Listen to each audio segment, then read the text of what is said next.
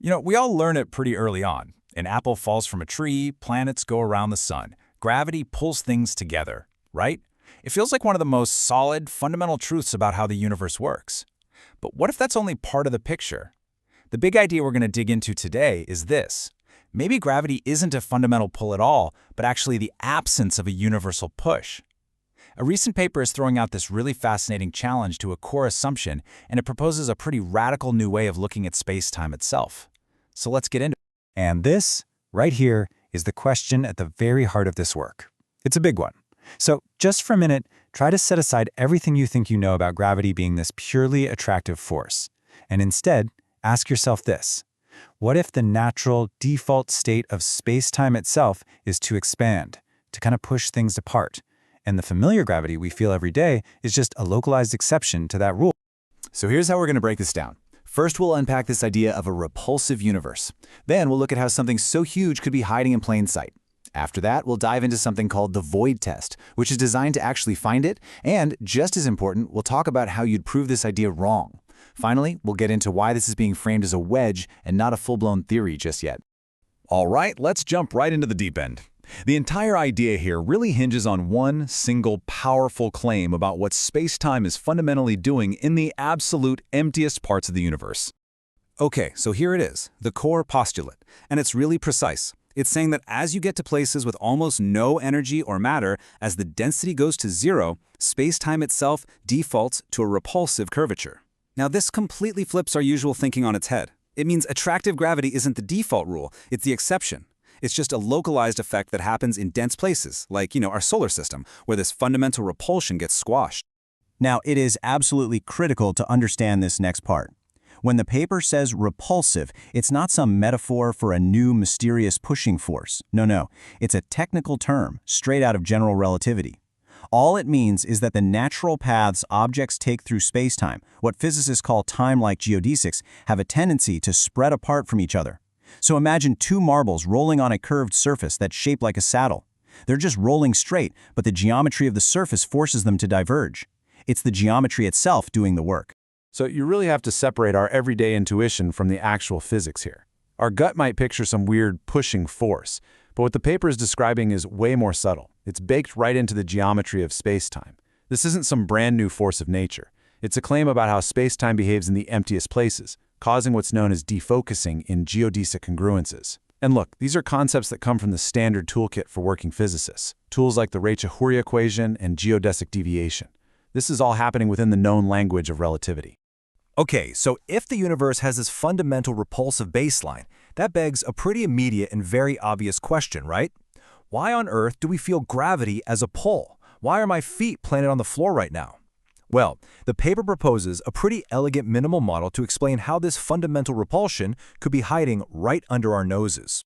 So the model is basically a two-part mechanism. First, you've got a baseline repulsion, let's call it lambda 0. That's just always there, a fundamental property of spacetime that's always trying to make things expand. But then, and this is the key, there's an environment-dependent suppression field. You can think of it like a dimmer switch for that repulsion. In places with a ton of matter and energy, like inside a galaxy, this field gets cranked up and it screens out or suppresses that baseline repulsion. And what we actually see and measure is the result of those two things combined, the effective curvature, which changes based on where you are in the universe. And this is a great way to picture it. Imagine the fabric of space-time is like a super springy floor. That's your repulsive baseline, always wanting to pop up. Now, start placing heavy things on it, like stars and galaxies. Wherever you put those heavy objects, their weight flattens the floor. It suppresses that springiness, and that's what we call attractive gravity. But in the huge, vast, empty spaces between all those heavy objects, the floor isn't being weighed down, and so its natural springiness, its repulsion, is free to reveal itself.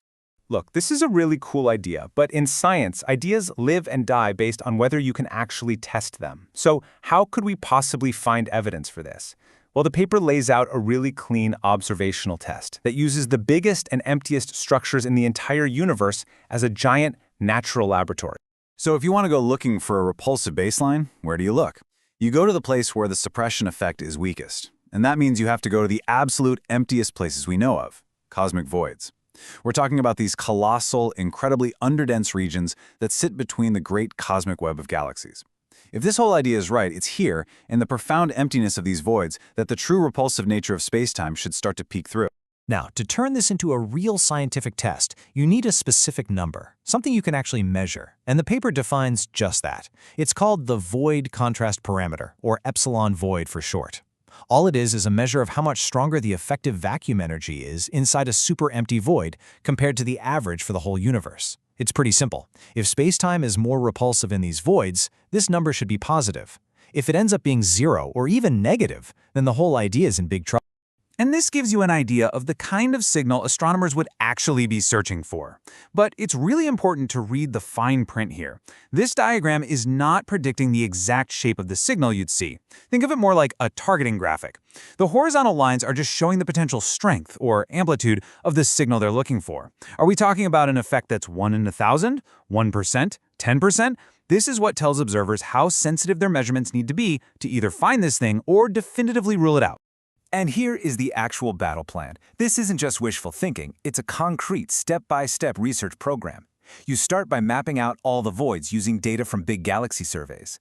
Then you use a technique called weak gravitational lensing, which is where you measure how light from distant galaxies gets distorted, and you average or stack that signal around thousands of these voids.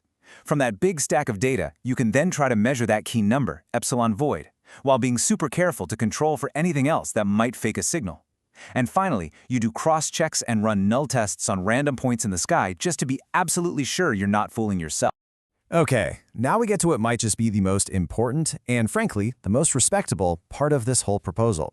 See, a good scientific idea isn't just one that sounds cool or plausible, it's one that tells you exactly how to prove it's wrong.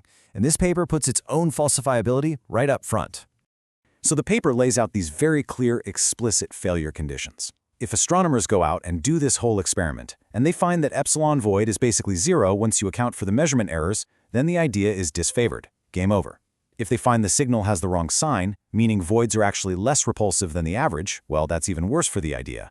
And if the signal doesn't get any stronger when you look at even emptier, deeper voids, that also argues against it. There's really no wiggling out of these outcomes. And this shows just how smartly the test is designed to stand up to skepticism. A really common criticism in these kinds of measurements is someone saying, sure, you just spit for an amplitude, but you could be wrong about a dozen other things. This proposal gets around that. By specifically contrasting deep voids against shallow voids, a lot of unknown errors should just cancel out. It also insists on sharing what physicists call nuisance parameters, basically all the things that could go wrong and mess up your result, across all the different data sets. This is just good, solid scientific due diligence. All right, so let's wrap up by talking about scope, because it's really important to be clear about what this paper is claiming and, just as important, what it is not claiming to be. This whole thing is an exercise in scientific discipline. The author is being extremely clear here. This is not, at least not yet, a replacement for our standard model of cosmology. It's not a grand theory of everything. It doesn't claim to have the answer for the fundamental microphysical reason why space-time would have this repulsive baseline. And, as we saw, it doesn't even predict the exact shape of the signal. Instead, it's what the paper calls a falsifiability wedge, a very sharp, very focused, and very testable idea that is designed to pry open one specific question using one specific observation. And that really brings us to the final thought. This proposal is carefully constrained, right? It's a single, testable wedge meant to guide how we analyze data. But you can't help but wonder, what if it works?